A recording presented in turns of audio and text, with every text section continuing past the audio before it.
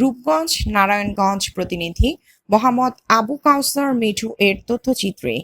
নারায়ণগঞ্জের রূপগঞ্জে বিএনপির স্থায়ী কমিটির সদস্য ও সাবেক স্বরাষ্ট্রমন্ত্রী আলহাজ আব্দুল মতিন চৌধুরীর ১৩তম মৃত্যুবার্ষিকী উপলক্ষে শ্রদ্ধা নিবেদন, আলোচনা সভা ও দোয়া মাহফিল অনুষ্ঠিত হয়েছে।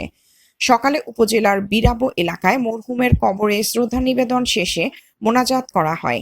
এ সময় উপস্থিত ছিলেন বিএনপির কেন্দ্রীয় কমিটির সদস্য বীর মুক্তিযোদ্ধা কাজী মনিরুজ্জামান, জেলা যুবদলের সাবেক সহসভাপতি অ্যাডভোকেট আমিরুল ইসলাম ইমন, কেন্দ্রীয় যুবদলের সাবেক যুগ্ম সম্পাদক মোহাম্মদ দুলাল হোসেন, রূপগঞ্জ উপজেলা বিএনপির সভাপতি অ্যাডভোকেট মাহফুজুর রহমান হুমায়ুন, সাধারণ সম্পাদক বাসির উদ্দিন বাচ্চু, কাঞ্চন পৌর বিএনপির সভাপতি মজিবুর রহমান, সাধারণ সম্পাদক মফিকুল ইসলাম খান, বিএনপি ছাত্রদল সাবেক সহসভাপতি সানাউল্লাহ মান্নান সানি সহ আরো অনেকে।